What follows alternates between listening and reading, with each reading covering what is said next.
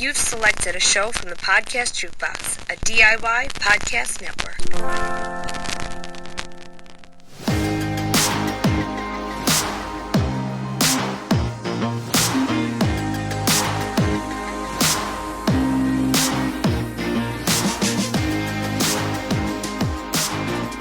Welcome to Queers Next Door with your hosts, Leigh and Megan. We take the topics you care about: sex, relationships, feminism, kink, social justice, and entertainment, and look at them through a queer as fuck lens. Find us on Instagram, Twitter, and Facebook at Queers Next Door. And make sure to follow the blog at queersnextdoor.com. Cheers, queers!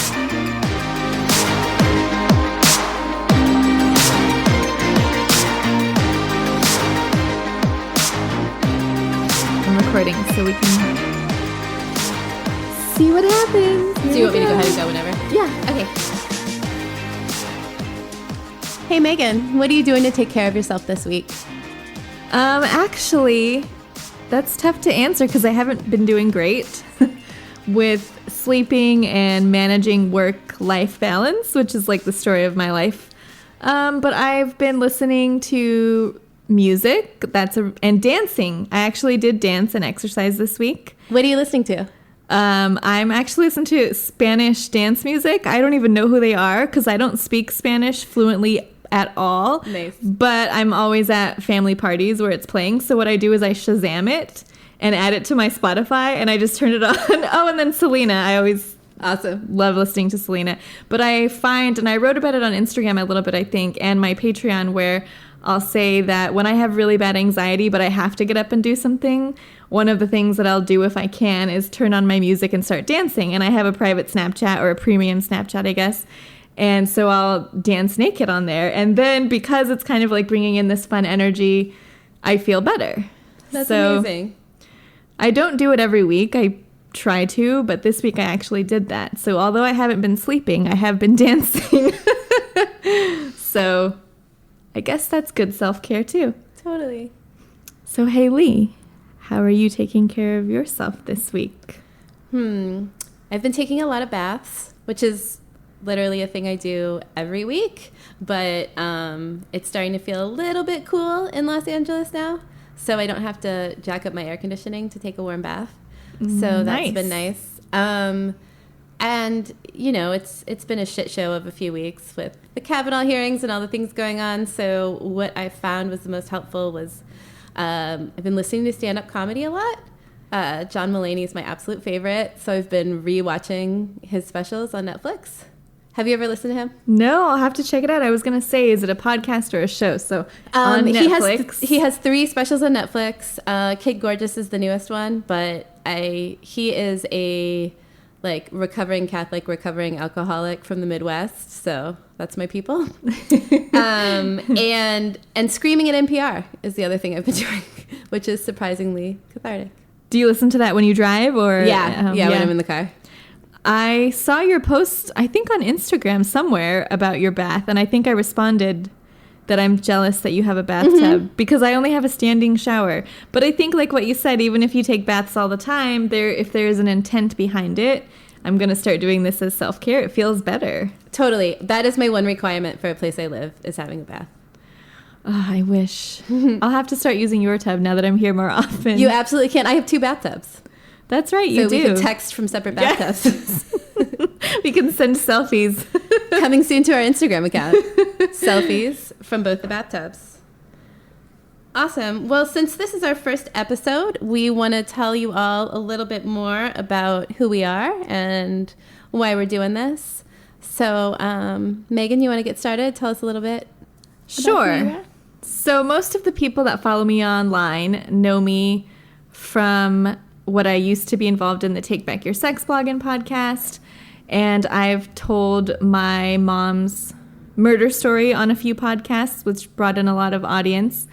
I am a cam girl now. That's mostly what I talk about online. I have my own blog, although I have not been active for the last few months. What else? That's how I got into the online sex positive world, is by blogging and podcasting. And I was when I first started that, I had left my marriage and I came out again as a lesbian, which now I no longer identify that way, but still it was a traumatic time in my life that was helped by sharing my experiences. So since then I've done that in some form with Take Back Your Sex blog, then my own blog, and now this. So it's been very healing. And I guess that's me now. Awesome. And that kind of goes into how we met. When Megan was doing Take Back Your Sex, she reached out to me after following my Instagram. I am the main hat I wear is I'm a sex coach and clinical sexologist, which means I meet with clients to talk to them about their sexual concerns or their relationship issues, and we work together collaboratively to take some action to get them to the place they want to be. And to so it's a mix of education and emotional support and like home assignments and things like that, all around anything to do with sex and relationships, though my specialty is working with folks who are queer or non-monogamous or kinky.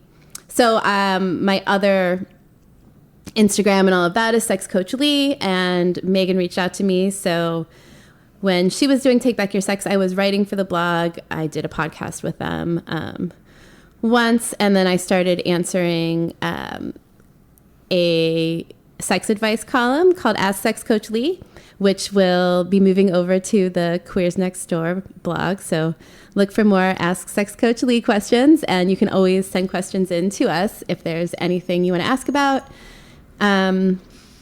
Yeah, so that's kind of where I am. I mean, I got into all of this after working for almost 10 years in tech. I wasn't doing what I loved. I also left a marriage and made a change. And so I did a program and got into the sex coaching. And so that's me. Here we are. Isn't it funny how, because I know a lot of people dealing with this right now, transitioning out of a marriage or a relationship can be like this, okay, who am I? I'm starting over. And a lot of people really find themselves, because maybe you're in your late 20s or whenever it happens, it's like, wow, I'm a completely different person now. And it's, although it's not always positive, I mean, for me, my divorce was positive, and I think you feel very similar. Absolutely. But it really helped me to think, where am I in my life and what do I want? And it was like, yay, I get to start over in a way. So whenever people reach out to me, because I have talked a little bit about that, I'm always fascinated to see the way that people rebuild. Yeah, when I got divorced, I definitely had that feeling of like, okay, this was a thing in my life that really wasn't working for a long time. And now that it's over and I'm working to heal, what other things in my life don't feel like they're where they should be? So almost a year after my divorce, I left my job because part of that job was tied to where I lived at the time and, supporting my ex through what he was doing. And so because of that, and because that wasn't what was going on anymore, I was like, wait a second, I need to live in a different part of town and I need a new job too. And so it was like the divorce was the start of the process, but it wasn't the end of it. Yeah. And that's kind of similar for me. What I did before all of this is I was a Montessori teacher for many years. Like right from high school, I started to intern at schools, and then I went to college and started to work in South Orange County, which is interesting to me because it's a pretty conservative place. Yeah. And when I was married, I felt like I have my life really together. I'm a teacher. Like it's a job that everyone respects. And they, oh my gosh, you're a teacher. You work, because I worked with early childhood education. So the young ones, they're like, you must have the patience of a saint. And then to go from that to what I do now, where when people say, what do you do? I try to gauge them, like, how much should I say? So a lot of the times I'll just be like, oh, I do different stuff for websites and blogging. And most people are like, okay, but if they keep going with it, you can tell if they already have an idea, they're looking for more. I'm like, oh, I actually write about sex. And then if they keep going, I'm like, yes, I'm a cam girl. Like, all right, let's just talk about it all. I'm a polyamorous, kinky, queer cam girl. There you go. That leads into what I was just going to say, which is like, I guess we could say a little bit about our identities. Obviously, we're both queer. I'm a cis woman. I use she and her pronouns. I'm also polyamorous, kinky-ish. I did some of the sex work type stuff. I was a very, very short-lived cam girl and professional submissive. I'm not doing those things now, but I feel very strongly about the importance of that kind of work, and I think it's awesome that Megan does it. I also have a chronic illness. I'm also a mother, so lots of intersecting identities there. And similar, I mean, pretty much the same, except the chronic illness. I'm a cis woman, queer, poly, as I already said, kinky. I like to call myself a baby kinkster. I don't know how long can I stay a baby kinkster, but I think I've been saying it for a year, because I think just like in the queer community, in the kink community, there's like do I qualify? Am I kinky enough? But that's a whole other podcast in itself. I have a lot of mental health stuff. Most people already know, but I feel like a lot of things that I talk about with this, it's like a huge trigger warning. I'll have to put that in the blog post, but my mom was murdered. I survived attempted murder when I was 18. So of course that has shaped a lot of the way that I view things now. And I have PTSD, anxiety, depression. I just found out from working with my therapist that I have agoraphobia, which I always thought was a fear of leaving the house, but it turns out it's a fear of panic attacks. So you're constantly doing things to avoid the panic attack. Right. Which for me, driving is one of the things I hate doing. I could just stay in my house for a week. So working from home has been a challenge because on one hand, this cyber sex work, as I say, it helps because I can make money from my house. But then when I was teaching, I was forced to leave my house. So I got a lot more done. I had to make routines for myself. So the mental health stuff is hard. And I think like you said, it is important. Sex work is important. And I think that it should be more normalized because a lot of people are like me and they're like, this is the only thing that works with my mental health. And so people say, go make money or you feel worthless if you don't have a job, if you're not able to provide income. But then if it's sex work, they're like, oh, not that way. You know what I mean? So. Well, yeah. And I also have some mental illness, anxiety, and OCD. And then my chronic illness is PMDD, which is premenstrual dysphoric disorder. I'll probably end up talking about that more at some point, but it is, it's essentially a mood disorder that looks a lot like bipolar, but it's based on hormonal changes instead of brain chemistry. So it makes it difficult too for me to work outside of the home because it happens every month, but not always with the same amount of severity or the same frequency and duration. So sometimes I'm great and sometimes I'm kind of stuck at home. So doing this kind of work where I see clients either who come to me or on the phone is actually really awesome. So, yeah. Yeah.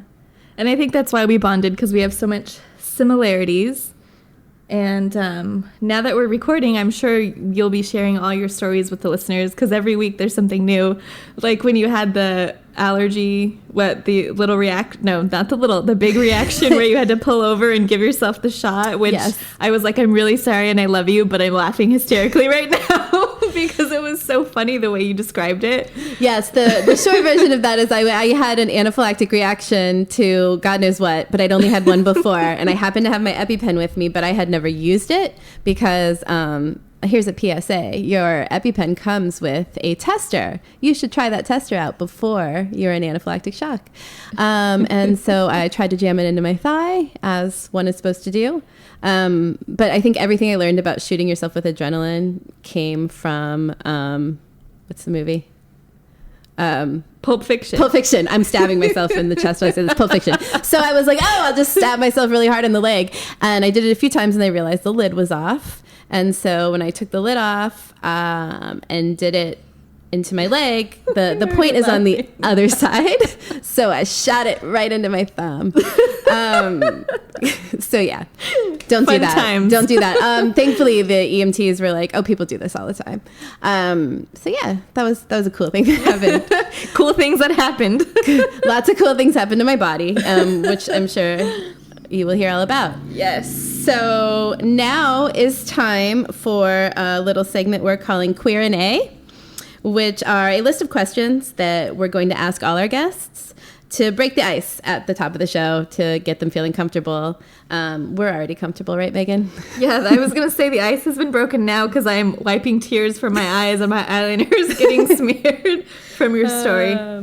So since today is just to kind of meet the hosts, it's just the two of us, we will start by answering the questions ourselves. So, Megan, I'll ask you first, if that's cool. Sure. What does the word queer mean to you? To me, queer is a lovely umbrella term for all of the different letters of the LGBTQIA+. I also like it because a lot of my life is outside the box, I guess, and I think it covers all of that, living just however works for you without regard for what society says about it. Awesome. What do you like most about your body? My butt. Awesome. Which you can see all over Instagram. Check out Megan's butt on Instagram. What is your favorite word? Smitten. Aw, that's a great word. Oh, I love that word. And I love the meaning and the little GIFs on Twitter when you type in smitten. It has the heart eyes or the girl fainting. That just gave me warm fuzzies. That's a warm fuzzy word. Smitten. What is your least favorite word? I want to say moist, but I feel like it's not really my least favorite. I just know no one likes it. I'm going to make a case for moist real quick. Whenever I hear moist, I think of cake. Like, there's no part of me that thinks of it in, like, a sexual way, whether it's good or bad or gross or pervy. I just think of chocolate cake. Yeah, I don't And so even I'm like, know. I want a moist cake, and I don't eat gluten because body stuff. And so it's very hard to find a moist cake when you don't eat gluten. So True. I'm pro moist. If aside from that, like I said, I don't even really dislike that word. I just know that that's a common answer, so I didn't know what else to say. I don't think I have a least favorite outside of that. I guess, like when people say mean things, I don't like those words. Sure. So that's my least favorite, I guess. Totally. What social cause are you most passionate about? I guess the first thing that comes to mind, of course, queer equality, queer justice. But it's too hard to just pick one. Like, Black Lives Matter is super important, and I cannot believe that in this year there are still people who cannot get behind that or see what that's all about. Okay, there's only like a few more, I promise. I used to be a birth doula, so I think birth in the United States really needs a lot of looking into and trying to figure out. I mean, we're supposed to be the best country, and we have really horrible maternal health and Absolutely. maternal death rates, especially for people of color, no, especially Black women. Yep. And what else? Oh, early childhood education. Because of what I used to do, I think we could be doing a lot more for our children. Amazing. And that's it for now. I'm sure there's more. What's the most unusual place you've ever had sex? I feel so basic with my answer, but a movie theater? That's cool. What movie were you seeing? I don't remember. It was when I was like 18 years old. That's the best time to have sex in the movie theater. It's really the only time it's acceptable. It was a movie where there was not many people watching. I wish I remembered what it was. Yeah, I guess I am a very boring person when it comes to sex, which is hard for people to believe because of my job, but I like it on the bed. I like to be laying down. You like to be comfortable. I think comfort is very important. But I have a bucket list. I'll have to do some more wild sex somewhere. We'll see. Awesome. And lastly, what motto do you live by? I'll just go with the thing I already talked earlier about, which is on my camming profile. I think it's on my dating profiles too. Don't be an asshole. Excellent advice. Short and sweet. Don't be an asshole. Oh no, I think it says have fun and don't be an asshole. Even better. That's my life motto. Yay. Yay. Now it's your turn. I'm ready. Maybe. What does the word queer mean to you? Well, as a personal label, I feel like it's been an evolution. When I first came out, which we'll talk about a little bit more, but I first identified as a lesbian, and then I was like, wait a second, no, I think I'm bisexual. And then just as I started to understand a little more about like queer history and queer theory and the gender spectrum, I realized that for me, bisexual just didn't feel like the right term.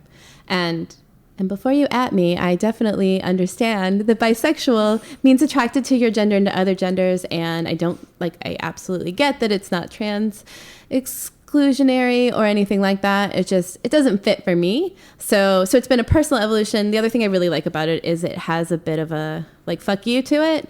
And I like my identity, especially an identity that is like super marginalized right now. And kind of always, but especially under attack right now, to have a little side of like political rage / fuck you to it. Yeah, it's like the word slut. Yes. Like some people love it and say they're a slut, and some people are like, ew, why would you say that? Exactly. You should get rid of that. So I think that's important what you said about it just doesn't work for you. Because I had that whole thing too. And when we did the podcast for Take Back Your Sex together, I think you sparked some of that for me of thinking about the terms, and I had that reaction of like, no, bi doesn't mean that.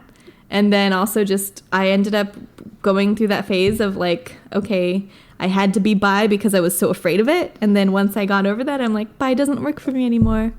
So but I think also like bi visibility, super important. Yeah. And you're seeing a lot of things about like celebrities who are bi that we've kind of erased their bisexuality by just calling them gay or calling them straight. And like boo to that as well. yes. So it matters what you prefer for your sexual identity matters. Absolutely. What do you like most about your body? Also my butt. You have a great butt. It looks very nice on your little romper. Thank you. Not to be pervy. I have we will get a picture of the romper because I did a little mini video with it, and I think the butt really gets people like on board with the romper. It's a ridiculous like toddler outfit that I'm wearing right now. It is a onesie. But yeah, I feel like I've always been happy with. I've always gotten a lot of positive feedback on my butt, and I am a words of affirmation kind of gal. So yay butts. Yay butts. I'm thinking of that Tina from Bob's Burgers, but it's like butts, butts, butts. What is your favorite word? So I have a little bit of like verbal synesthesia, meaning that like certain words look friendly to me and like happier, and I like the double letter word.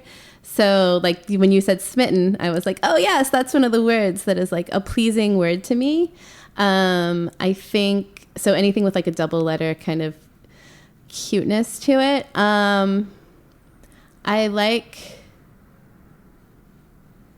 think delightful might be one of my favorite words. I like it. Even though it's not a double letter one, but there's something Delightful. Yeah. I like it. Yeah. What social cause are you most passionate about? Ooh, so many. I know, right? It's hard to pick one. I mean, reproductive justice is probably one of the biggest ones. Also Black Lives Matter, and really anything about dismantling the prison industrial system and just police brutality and all of that.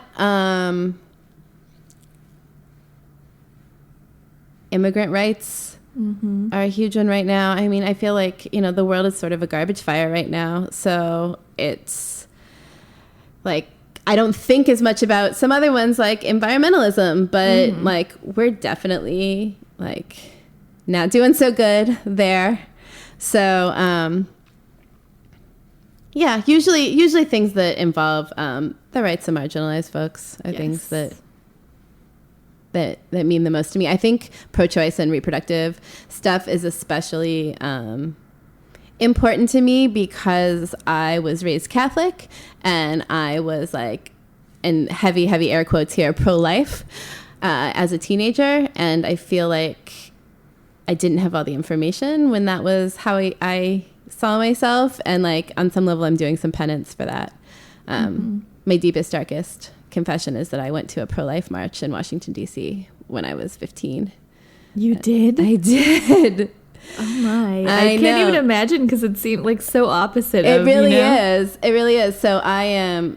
But you were so young. I was so young. And, you know, religion's a bitch. But... Did you see on my Instagram that when Sex Down South was happening, there was a pro-life conference happening across at the hotel across the street? No. And someone, I don't know who did it, but they had these flashing lights that showed up and it said, abortion is okay. Nice. And they shined it onto the hotel. Oh, that's amazing. Yeah, it was, but I couldn't believe that I was there, me and everyone who's there for this sex conference. We're going to like fun play parties and we're walking through this hotel seeing people with the yellow lanyards and we're like, what conference is it? And it was all older white folks. Yep. And I thought this must be some Christian thing. Which and we was not inaccurate. It was a pro-life. Wow. People meet for that. It just made me angry right away and I calmed myself down and I'm like, okay, don't think about that. Just enjoy your experience here. But what are the odds? The same weekend, Sex Down South, and I don't know what it's called, but a pro-life. Have you ever seen the documentary 16th in Delaware? I think that's what it's called. Do you know what I'm talking about? Mm-mm. It's, and I could be saying that wrong, so we'll come back with an edit if that's incorrect. But it is a documentary about an abortion clinic that is across the street from a crisis pregnancy center. Uh-huh. Crisis pregnancy centers are, you know, the ones that are basically run by anti-choice folks, but pretending that they're about choice and they're about options, and they're very deceptive in their marketing. And so what they'll do is they'll try to get people to go there instead of to the other place. But they actually never count abortion as an option, but they act like they do. And then they give a bunch of like anti-choice propaganda to like scared young women. That's horrible. Yeah, it's garbage. Yes. So I have a lot of Mexican family who voted for Trump because of abortion, like that single issue. Yep. And it just blows my mind. And we'll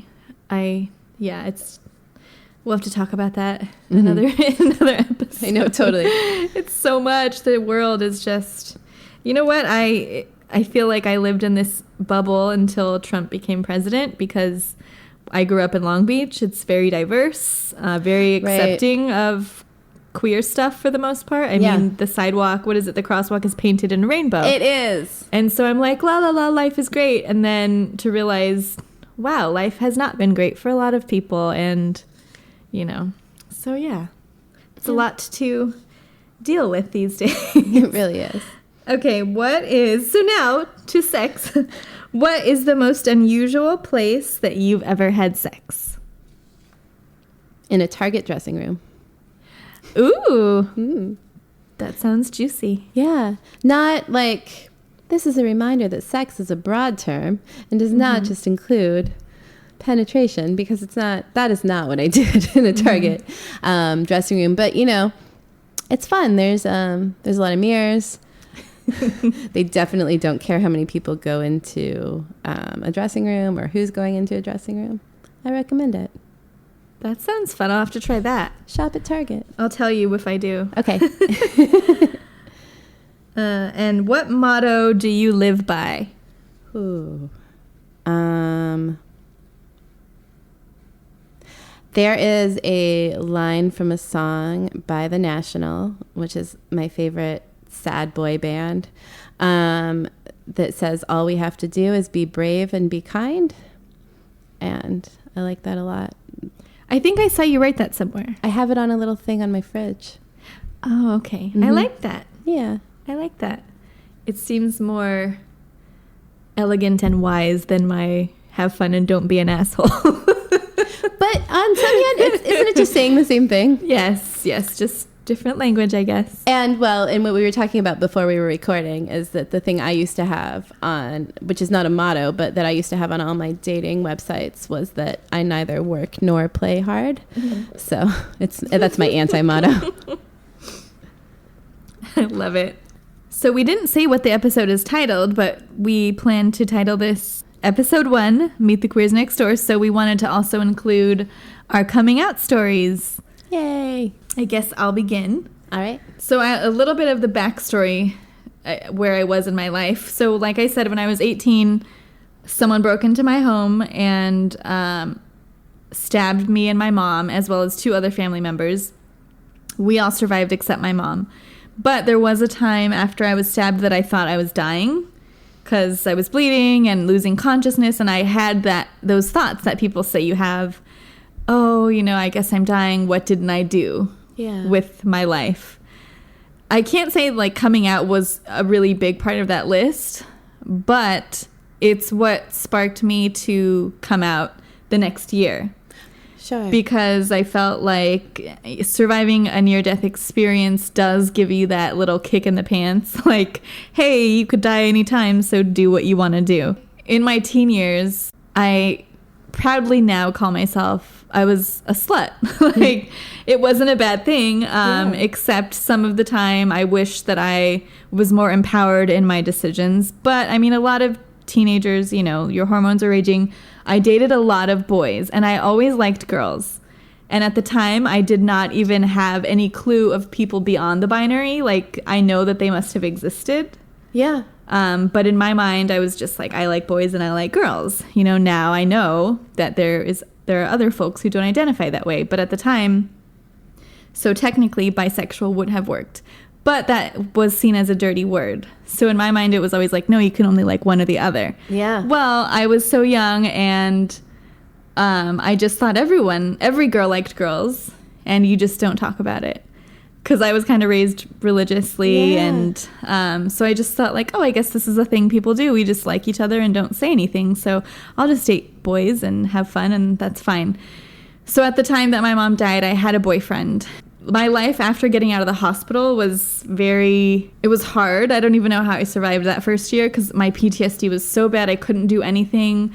The day that my mom was murdered, I was supposed to start a job. They held it for me, but I had such bad PTSD that I couldn't. So it was like my first job as, I felt like such an adult. And I was staying home watching Oprah, and I saw this thing where it was women who were married to men for years and then suddenly came out and said, I'm a lesbian, and they left them. And I remember thinking to myself, oh my gosh, that's going to be me. Oh, wow. Because I could totally see myself. I really wanted to be like a good girl, and I wanted to do the right thing that my family wanted. So I wanted to get married and have kids and do all those things.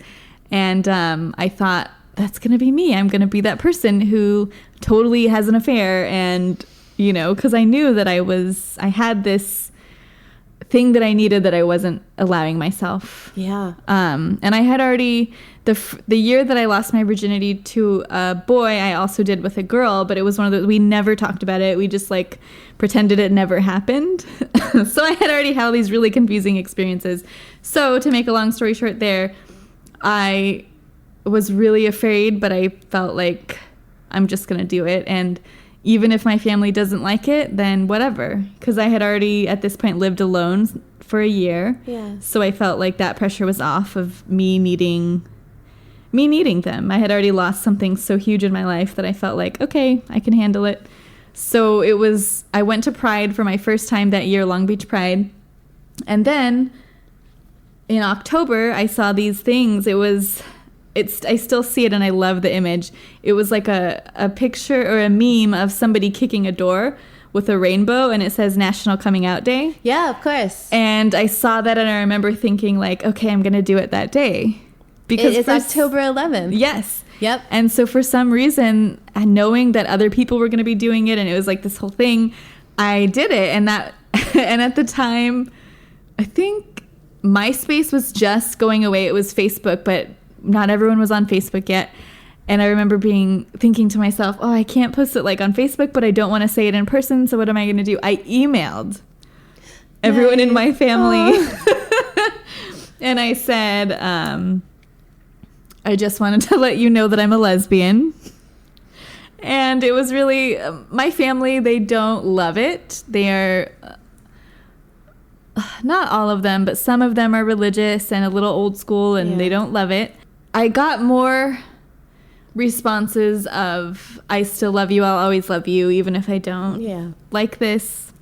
And I actually got a few, does that mean that you're gonna cut your hair? And does that mean you're gonna start dressing more like a boy? And I'm like, no, that's not how this works. Right. But I think it's cute because some people who are older, I guess they don't understand that. Right. They think that there's some visible marker of lesbianism. And I'm like, no, I'm still me. I've always been very girly. Mm-hmm. And that's not going to change. Also, one other little part that I forgot to include is when I came out when I was 19, I had a really horrible depression about the fact that I never came out to my mom before she died. Sure. So I went to the cemetery with rainbow balloons and a little rainbow thing, and I wrote, oh, I know, I'm going to cry. I wrote, Mom, I'm gay. Megan, I'm going to cry. And I put it at her cemetery. So I did have that coming out story with her. I know now I'm crying, you're crying, it's a mess. That's so sweet. Coming out stories can be emotional. They are. So I didn't come out to her the second time because I felt like, well, she probably knows. So. Yeah. But I did get my fun little... I took pictures of it, but of course I got a new phone and lost them. But it was one of those things where I'm like, oh, I'll never forget I did come out to my mom. You know? That's so sweet. I love that. Yes. So that's mine. Oh, that's so great. When you were talking, I was thinking, have you seen that meme that's going around that's like, describe your age by not saying how old you are, like without numbers? And I was just thinking, like, you could be like, came out to my family on email because I didn't want to do it on MySpace, years old. Yeah, so I will tell you a little bit about mine. I am a fair amount older than you. So when I was in high school, when I was a senior in high school, I had a boyfriend, and I started hanging out with like his group of friends, and including his ex-girlfriend, which was already sort of a weird thing at that point in my life. Like, I had a little bit of that like toxic monogamy kind of jealousy. Like, why are we hanging out with your ex-girlfriend? Isn't she your ex-girlfriend? But then I met her, and she was the coolest. And I remember him telling me that she was bisexual. And I was like, what? Like, probably, I mean, obviously I had met gay people, but like I did not know anyone queer my age.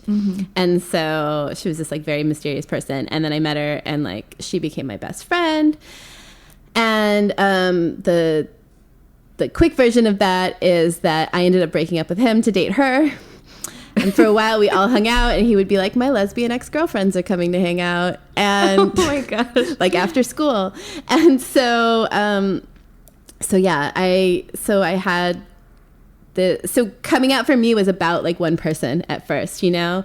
And then I felt like a lot of things just made sense, where I was like, oh, I've probably had crushes on girls, but there's that line between like, what is admiration, or what is like, do you want to be her? Do you want to fuck her? Do you want to date her? Like, how do you, like, about other girls and about other women, that I think I hadn't really dug into until like I kind of fell for this girl, and I was like, oh, okay, I get it.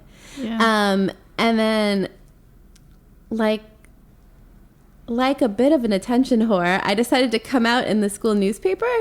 That's so cool. But I was the editor of the school newspaper. So I wrote an anonymous letter to the editor. To myself. The reason was I was perfectly okay with people knowing it was me, and I figured people would find out, but I didn't want my name in print saying it. This is before the internet, kids. So it was not online. So I figured, like, if everyone knew it was me, that would be awesome. But I just didn't want there to be like a piece of paper someone could show my parents that had my name and saying I was gay. So instead I wrote about like, what is it like to be a lesbian, because I came out as a lesbian first, at an all-girls Catholic school.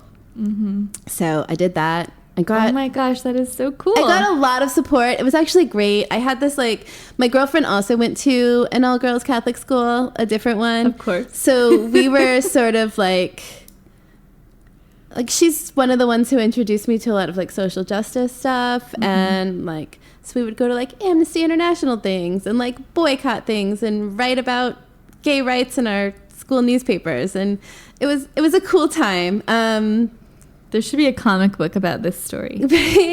Well, and to give you another thing about the age, so this is 1997, so like the internet existed, but we were like barely on it. To find more resources, I literally went to the library and like looked up like gay books and like took a bunch of things out to read other things about like other like queer folks, basically.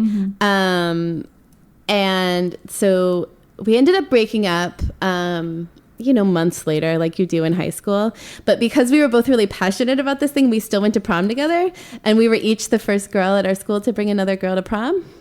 Oh, I think I saw your picture about that. Yeah. That's so cute. So I had this, those teachers that are like really coded as gay, but they're like not out. Yeah. The woman who headed the newspaper was one of those women. Like, I'm sure she was gay, but not out. And so she was the one, she saw my coming out thing. She was very supportive. And she was the one I went to and said, can I bring my girlfriend to prom? Because you could go, quote, stag, which is such a weirdly gendered term, or like with a friend who also went to the school. So you could just say you're going by yourself. Like if my girlfriend went to my school. But because she went to another school, you have to write down the name of the person and their phone number in case like, you don't show up, those kind of things. And so she said, let's pull out like the handbook and let's look. And she said, the information about your date never says he. So let's do it. And so I just wrote her name as like my date, and she does not have a gender neutral name. So it was clear. And so we did that. And then at my girlfriend's prom, or my ex-girlfriend's prom, there were actually like 2 other girls who brought girls. And so, but they put us all at the same table. So we were at like the super gay table. That is great. Yeah. So that was my coming out. I then went to my first Pride when I was like 16 or 17, because even though I didn't know a ton of gay people, one of my best friend's dad was gay. And so he took us all to Pride back in St. Louis, which was really cool. And then, I got a lot of support. I felt like it was a pretty positive experience, especially from like a pretty religious background. The weirdest thing is when I realized that like, oh wait, no, I also like guys. Like I'm bisexual. My straight friends had a problem with that. Because I think they had this idea of like, you have to fit in a box, and like we might not totally understand the box you're in, but we have put you in the box. And like we're accepting of the box. You can't come out of the box. Like you have to stay in the lesbian box now. And I'm like, but that's not totally accurate. And I guess the only other part of the coming out thing is I've been pretty out to everyone in my life since then. But I have been like in heteronormative relationships for a lot of my life. I was married to a man for more than 10 years, and we had a child together, and so I definitely like looked straight. And there was a lot of plausible deniability about my sexuality. So my parents, I was out to my dad, but I was never really out to my mom. I'm sure she knew, but it was never a thing we talked about. So that, so this past year, for National Coming Out Day, my partner came out as trans. And she's a trans woman. And so that became like a lot more public. Coming out for me, I mean, not in my world really, but like with my mom, it couldn't be avoided, like letting her know that I was in a relationship, like a serious long-term relationship with a woman. I've always dated women, but because I'm poly and because I was married for so long, like my quote, like core partner or primary partner hasn't been a woman, to the point that like I've needed to communicate that to my family. So that was it was a weird, like 20 years later, like kind of coming out situation. I'm sure family stuff will come up more and and always, but yeah, that's my jam. Oh, I love coming out day. I know, it's so nice.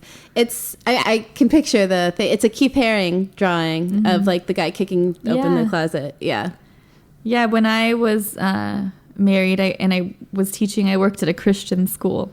Okay. So when I got divorced and started to date my ex-girlfriend, I remember those uncomfortable moments where it's like, when I was with him and a holiday party came up, because my work would do a bunch of stuff, you know, I would be like, oh, I want to invite him to the show where the kids are doing, or I want to invite him to the party, you know, why not? Mm-hmm. But when I was dating a woman, it's like, oh, I better not bring her because my partner looks, I mean, like, no one ever questions my sexuality. I could get away with anything.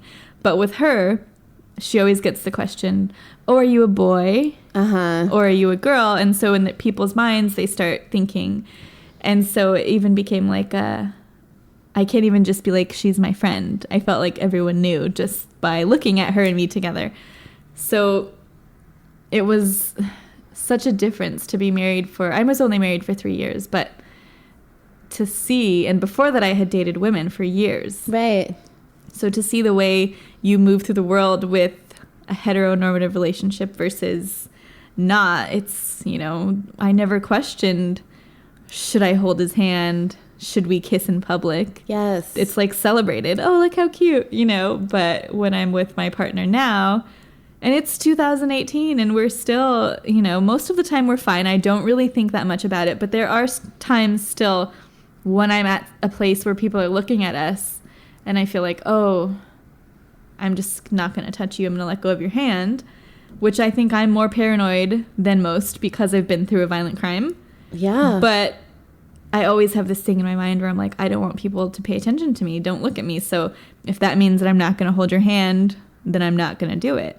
And it's a bad feeling, you know? Well, it's like, it's that hypervigilance, right? Mm-hmm. Where you're like, oh, something could happen. But I think some of it, at least for me, some of that is like some weird internalized homophobia too. Because I'm the same way. Like, I do have moments where I'm like aware of physical affection with female partners, and like both of my core partners right now are women.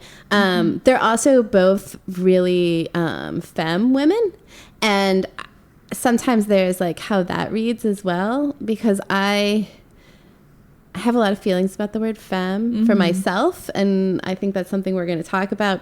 But appearance wise, I still am definitely like, I definitely present as a pretty feminine woman.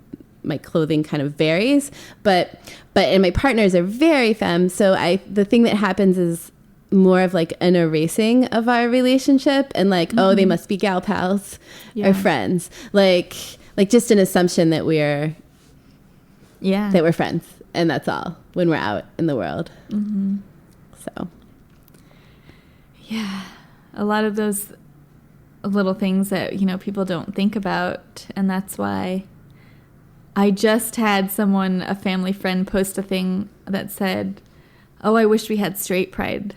And wait, really? Like, yes. I was like, oh, this is the start of a joke. This is not the start of a joke. No, it's not a joke. And I didn't see that family friend for a while. And then when I did, I was like, we need to talk about this, because I was going to say that you're not allowed in the house anymore unless we make this right. And she was like, it was just a joke. I didn't, you know, and I talked to her about like every day is straight pride. Right. You know? Like, all romantic comedies are straight pride. Yeah. So now she was like, okay, I'm sorry. I didn't think of it like that.